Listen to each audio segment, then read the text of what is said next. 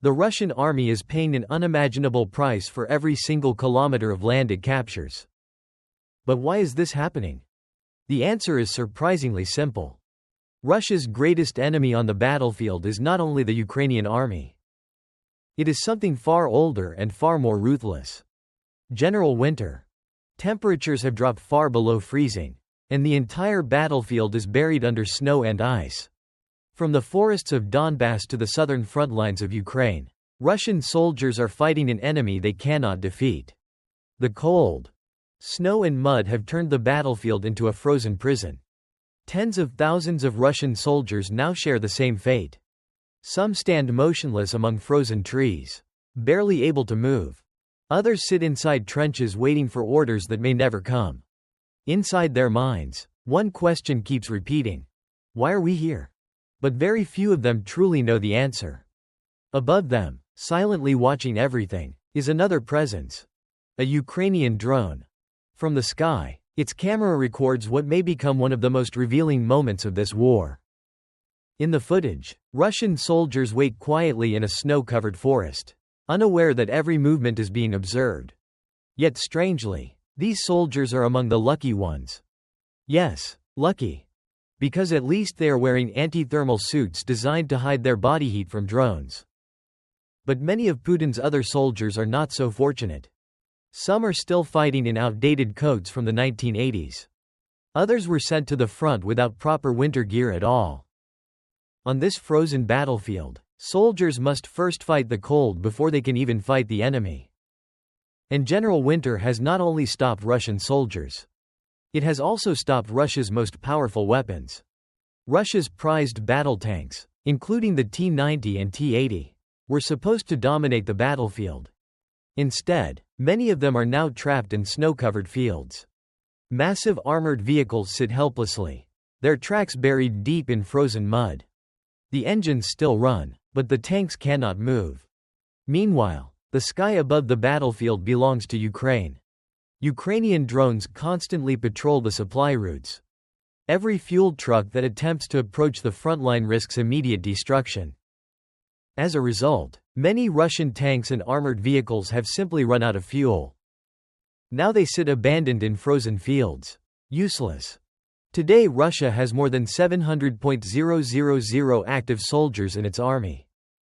Yet even such a massive force has been brought to a halt.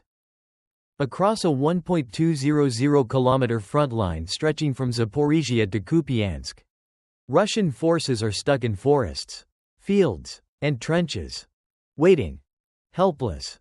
But while Russian soldiers freeze on the battlefield, something very different is happening on the other side. Because when Ukrainian President Volodymyr Zelensky appeared before the cameras on March 1, the image behind him told a completely different story. A city that was still alive. Lights were still on. The capital was standing strong. And this moment revealed something far more important than morale. Ukraine was beginning to take its land back. When President Volodymyr Zelensky appeared before cameras on March 1, the scene behind him sent a powerful message to the world. Kyiv was still standing. The city was not dark, not broken, and not defeated. Lights were on, people were moving, and life continued despite the war. This was not simply a symbolic appearance meant to raise morale. It reflected something much deeper. Ukraine had begun to change the course of the war. Behind Zelensky's speech stood the reality of newly liberated territory. Ukrainian forces had successfully pushed Russian troops out of a large area nearly 300 kilometers wide. 8 settlements had already been liberated. And that number was growing. In fact, during February 2026 alone, Ukrainian forces carried out several small but effective counterattacks along different sections of the front line. Near the KKFA and Sumy border areas, 2 to 3 more settlements were reportedly liberated.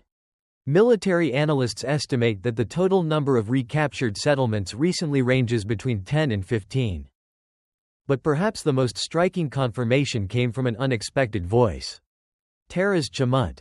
He is the president of the well-known Ukrainian foundation, Come Back Alive, and also a member of the Defense Management Agency's Supervisory Board. Chmut made a statement that many experts immediately described as historic. For the first time in many months, maybe even years, Ukraine has begun liberating more territory than it is losing. This simple sentence revealed something that had not been seen for a long time on the battlefield. Momentum. Russia had expected winter to weaken Ukraine. Instead, winter had begun weakening Russia. But this shift was not only psychological. It was visible on military maps. Reports from the Institute for the Study of War showed clear changes along the front line stretching from Zaporizhia to Kupiansk.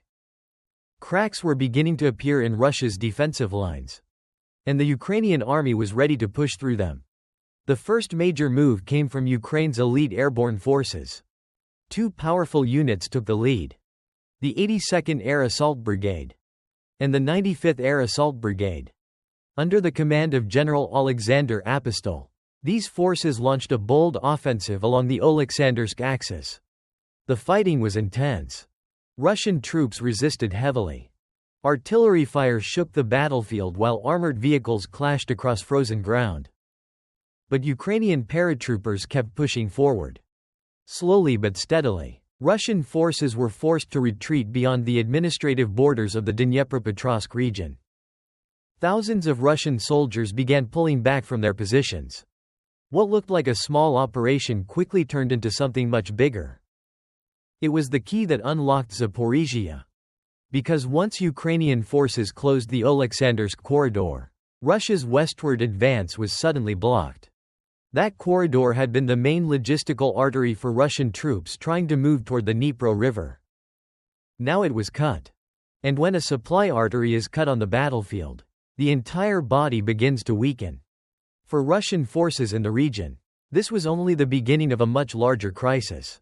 The crisis for Russian forces did not stop at the Oleksandrsk corridor. Farther south, along the Zaporizhia front, another Ukrainian operation was already unfolding. This time the mission was carried out by a highly specialized unit. The 132nd Separate Reconnaissance Battalion of the 7th Rapid Reaction Corps. Alongside them were Special Forces units known by the codename CG-132.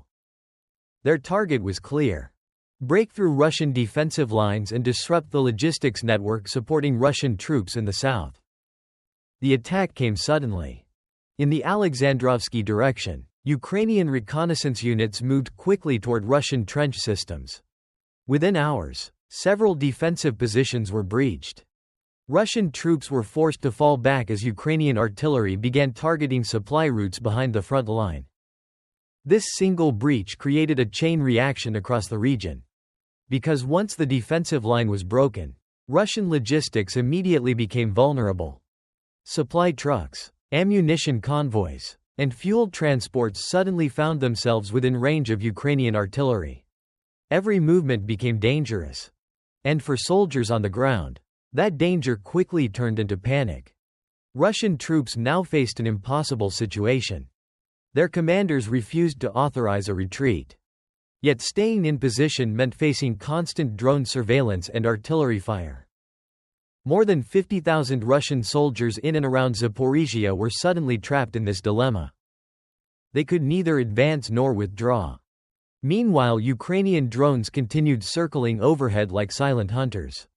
Every vehicle moving across open ground risked immediate detection. Some Russian units began abandoning damaged equipment. Others attempted to hide tanks and armored vehicles beneath trees or camouflage nets. But it made little difference. Once a drone identified a target, artillery strikes followed shortly after. This pressure on the southern front soon began spreading eastward. And the next major battlefield where the consequences would appear was Donetsk. Since the beginning of 2026, Ukrainian forces had been quietly preparing operations aimed at weakening Russian control in the eastern region. Their focus was especially on areas around Prasivka. At first these operations were small.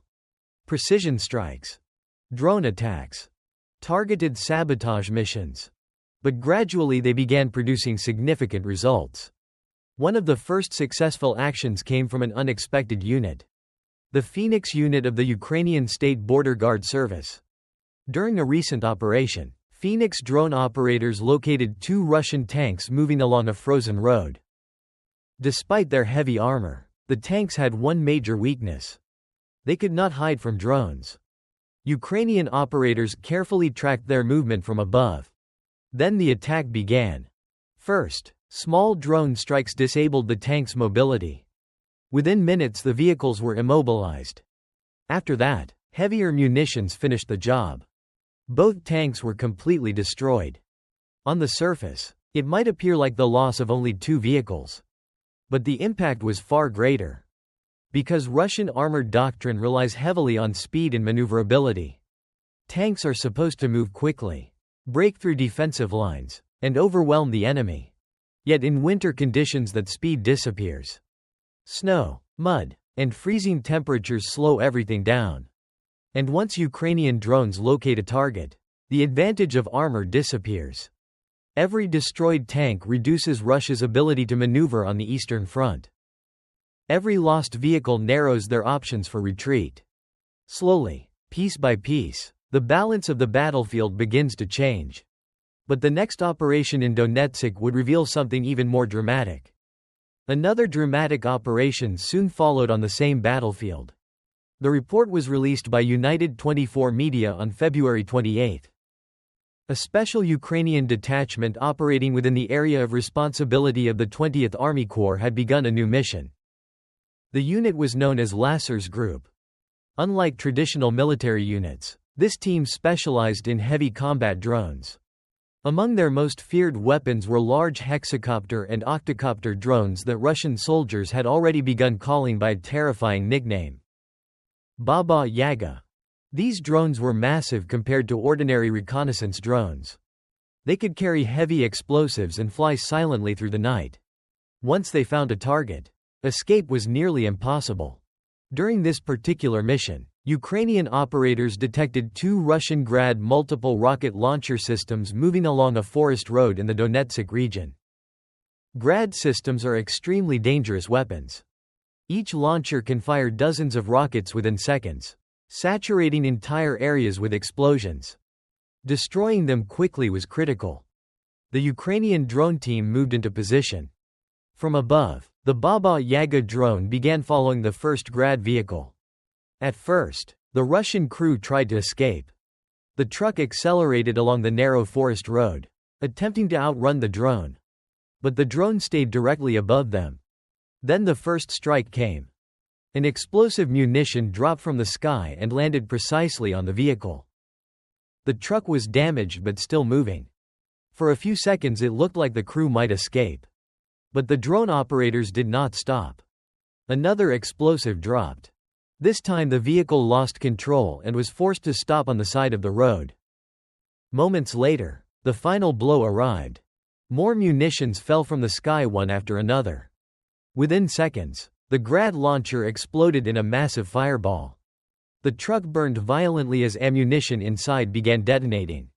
Even as the vehicle burned, Russian soldiers attempted to salvage equipment from the wreck. But the effort was hopeless. Soon the second target appeared on the drone camera. Another Grad launcher was parked nearby. Unlike the first vehicle, this one had no chance to escape. The Baba Yaga drone hovered silently above it. Then the explosives began to fall. Within moments the launcher erupted into flames. Both Grad systems had been completely destroyed. 2 powerful rocket systems eliminated in a single operation. For Ukrainian forces, this was more than just another tactical victory. It was proof that the Zaporizhia-Donetsk line was becoming a breaking point for Russian forces. Every destroyed vehicle weakened Russia's ability to maintain control over occupied territories. And Ukrainian forces were beginning to exploit those weaknesses with increasing precision. But the next Ukrainian strike would not target tanks or rocket launchers. This time, the target would be something far more valuable. Russia's air defense systems. Soon after the destruction of the Grad launchers, Ukrainian forces launched another carefully planned strike. But this time the target was not on the ground battlefield alone. It was aimed at something that protected the Russian army from the sky. Air defense. In the Donetsk region, Russian forces had deployed several S-300 missile systems to guard key positions along the front line. These systems were designed to detect and destroy aircraft, drones, and incoming missiles from long distances. For years, the S-300 had been considered one of Russia's most reliable air defense weapons. But even the strongest shield has a weak point. Ukrainian intelligence had been watching these systems for days. Drone surveillance carefully studied the movement of radar vehicles and launchers. Every detail was recorded. Finally, the opportunity appeared. Fighters from the 1st Separate Special Purpose Center were assigned to carry out the operation. Their objective was simple but extremely difficult. Destroy the radar station and the launcher of an S-300 system. Without the radar, the entire air defense system would become blind. The strike came suddenly. Ukrainian drones approached the target silently from high altitude. The radar station was the first to be hit. A precise strike destroyed the radar equipment that allowed the system to track aircraft and guide missiles. Moments later, the launcher itself was also targeted. Another strike followed. The launcher exploded, leaving the entire air defense position useless. With both the radar and launcher destroyed, the Russian air defense network in that area collapsed instantly. This was not just another successful attack. It was a strategic blow. Air defense systems act as the eyes of the battlefield. Once they are destroyed, the sky becomes far more dangerous for the side that lost them. Russian forces in the region suddenly lost their ability to fully monitor the airspace above them. Ukrainian drones could now operate more freely. Aircraft and long-range weapons could approach with less risk. In simple terms, the destruction of that S-300 system opened a gap in Russia's defensive shield. And on the modern battlefield, even a small gap can quickly turn into a massive weakness. This is exactly why the Zaporizhia-Donetsk front line has started to become a dead end for Russian troops. There is no longer a truly safe place for them. Not on the ground. And not in the sky. Russian soldiers now face constant pressure from Ukrainian artillery, drones, and precision strikes. Every road, every trench, every armored vehicle is under threat. But the situation inside the Russian army was about to become even worse. Because the next crisis was not about weapons or territory. It was about people. Russian forces were running out of soldiers. As the fighting intensified along the southern and eastern fronts, another serious problem began emerging inside the Russian army. It was no longer only about tanks, missiles, or territory. It was about manpower. Russian forces were suffering heavy losses almost every day. According to battlefield reports, nearly 60 clashes were taking place daily across different sectors of the front line. Each clash meant more wounded soldiers, more destroyed equipment, and more casualties. Over time, these losses began creating a dangerous gap inside Russia's military structure. Frontline units were slowly running out of soldiers. Finding replacements was becoming increasingly difficult. And the Kremlin's response to this crisis shocked even military analysts. On some sections of the front, Russian commanders began sending medical personnel directly into combat. Doctors, nurses, field medics. Instead of treating wounded soldiers, they were being handed rifles and ordered to fight as infantry. One of the most striking examples came from the 28th Motorized Rifle Brigade. Inside this unit, medical staff were reportedly forced into combat positions armed only with hunting rifles. This decision revealed just how serious the manpower shortage had become. Because when an army begins sending its doctors to the front lines as soldiers, it means the situation is already critical. But the problem did not stop there. The number of wounded soldiers had already exceeded the capacity of Russia's military medical system. Hospitals near the front were overwhelmed. Field clinics could not handle the growing number of casualties. Even evacuation had become extremely difficult. The frozen ground prevented many ambulances from reaching the trenches. Helicopters could not safely fly because Ukrainian drones and missiles constantly threatened the skies. As a result, many wounded soldiers were forced to wait inside freezing trenches without treatment. Some waited for hours. Others waited for days. For Russian troops on the ground, this created a terrifying reality. Getting wounded might mean being left behind. This pressure began affecting morale across several Russian units. The front line near Karen became one of the most unstable sectors. Russian soldiers there were exhausted, undersupplied, and increasingly desperate. Many of them knew that staying in their positions meant facing constant attacks. Yet retreating was not allowed. And as the medical system began collapsing across the front line, the crisis spread like a disease through the entire Russian army.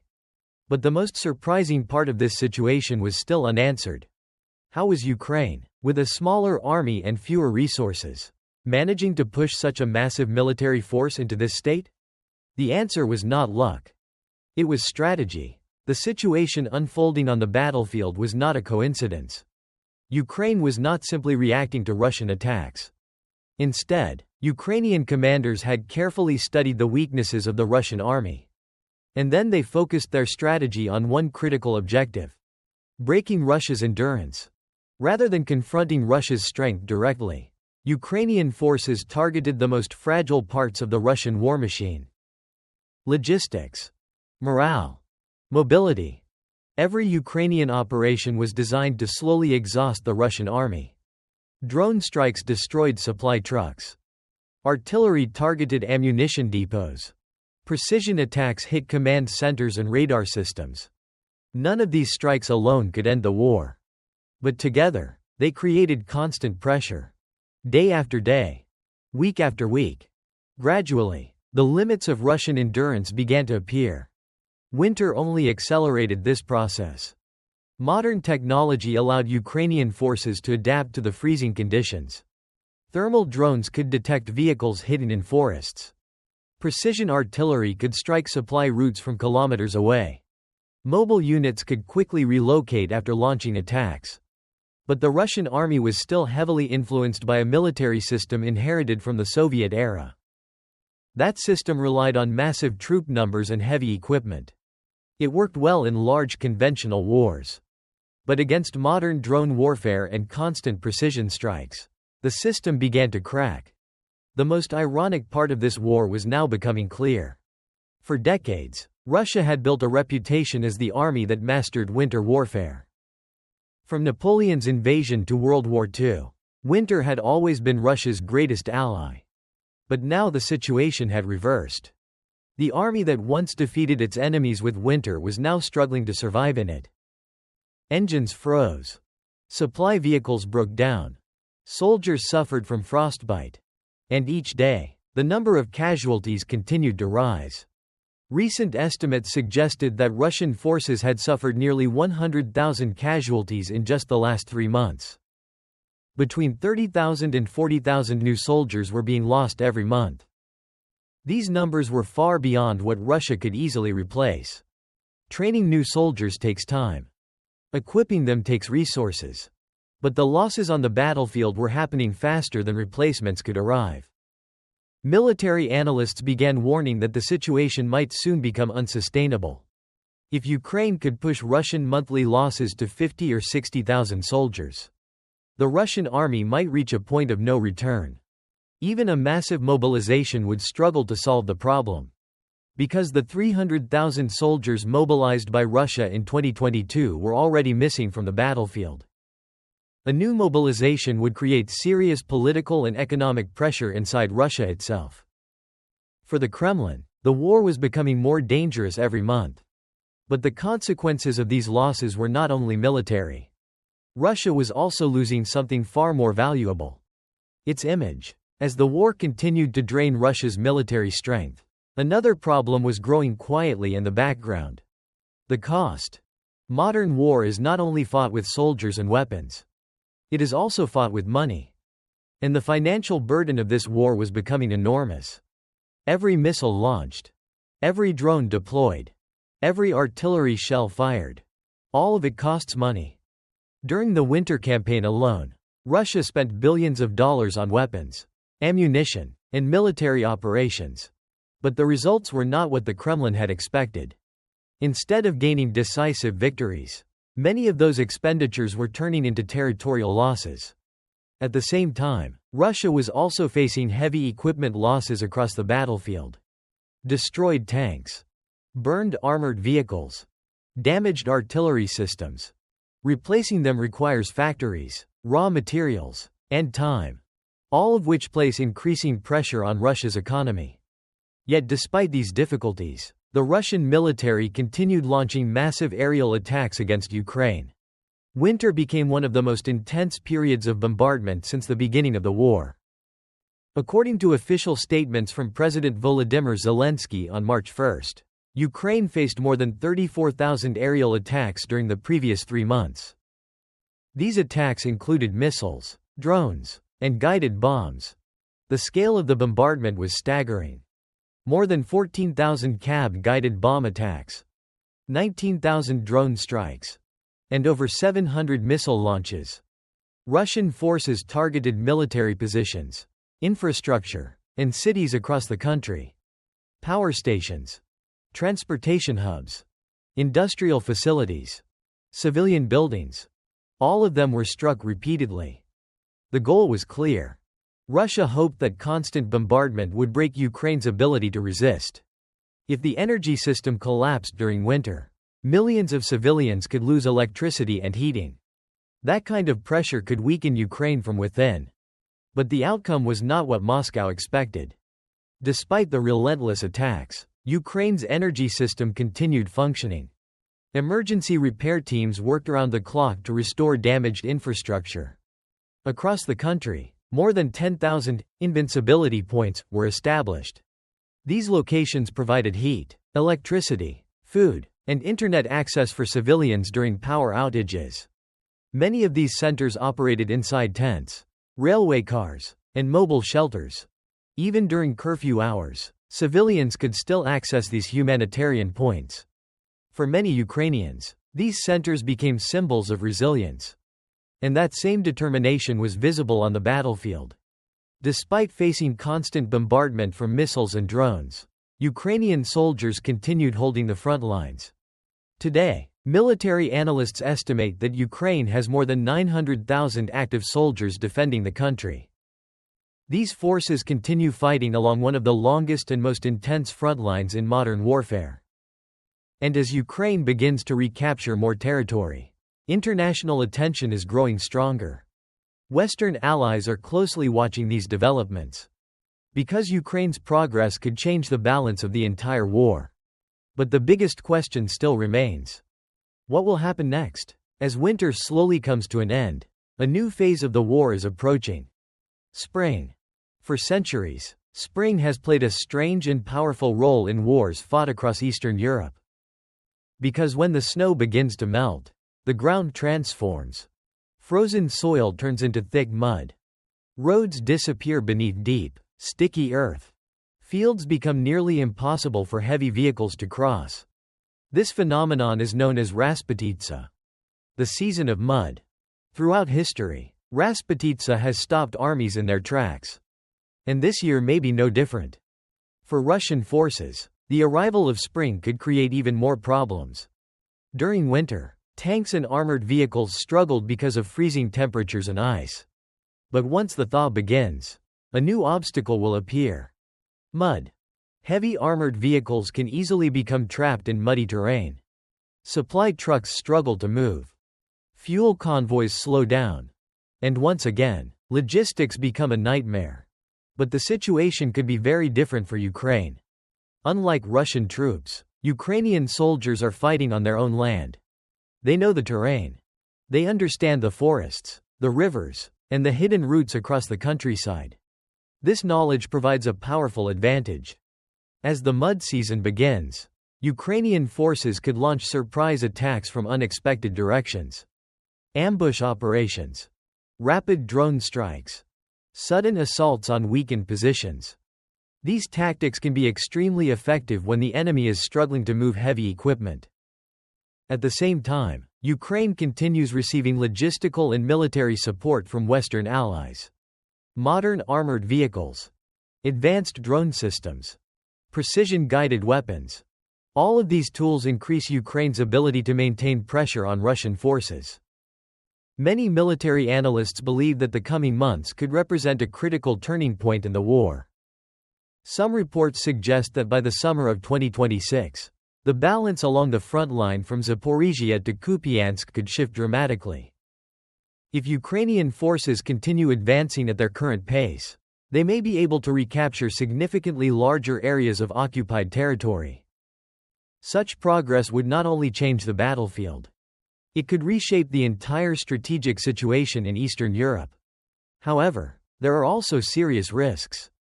Russia still possesses enormous military resources.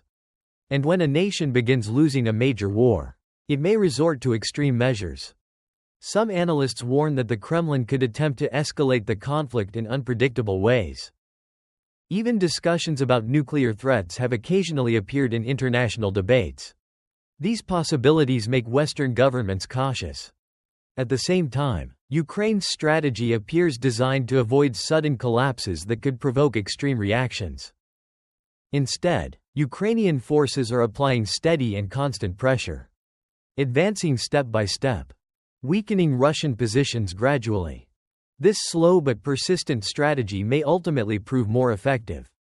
Because in war, victory is often decided not by one dramatic moment, but by continuous pressure over time. And as winter fades away, one thing is becoming increasingly clear. The battlefield is changing. But the final outcome of this war has not yet been written. History will remember this winter not only as another season of war, but as a moment when the balance of the battlefield quietly began to shift. For Russia, every kilometer of land captured has come with a staggering cost. Every destroyed tank, every frozen engine, every soldier lost in the trenches. All of these losses slowly accumulate into something far greater than numbers. They become cracks in the foundation of an army. For decades, Russia built an image of strength around the world. An image of an army that could endure anything, especially winter. But on the battlefields of Ukraine, that image is beginning to fade. The same winter that once protected Russia has now become one of its greatest challenges. Frozen vehicles remain scattered across the front lines. Supply routes stretch thinner with every passing week. And soldiers who once believed they would return home quickly are now trapped in a war that grows longer and more costly each day. At the same time, Ukraine continues to fight with determination. Despite facing thousands of missile strikes and drone attacks, the country has not collapsed. Cities continue functioning. Energy systems remain active. And the Ukrainian army continues to hold its ground. More importantly, it is beginning to push forward. Each liberated village sends a powerful message across the world. This war is not only about territory. It is about survival, freedom, and the future of a nation. Across the long front line stretching from Zaporizhia to Kupiansk, Ukrainian forces are slowly reclaiming land that once seemed impossible to recover. Every step forward weakens Russia's position. Every lost supply route increases the pressure. And every destroyed weapon system brings the conflict closer to a turning point. Meanwhile, international attention continues to grow. Western allies are closely watching these developments. Because Ukraine's resistance has become more than a regional conflict. It has become a symbol. A symbol of how a smaller nation can stand against a much larger military power. The coming months may determine the direction of the entire war. Spring is approaching. The snow will melt. The mud will return. And the battlefield will once again transform. For Russian forces, this change may create new obstacles. But for Ukraine, it may create new opportunities. Opportunities for surprise attacks. Opportunities to regain more territory. Opportunities to reshape the future of the conflict. One thing is certain. This war is far from over. But the events of this winter have already written an important chapter in history. Because while winter may be ending, the cold reality for Russia's army may only just be beginning. Presented by TGN.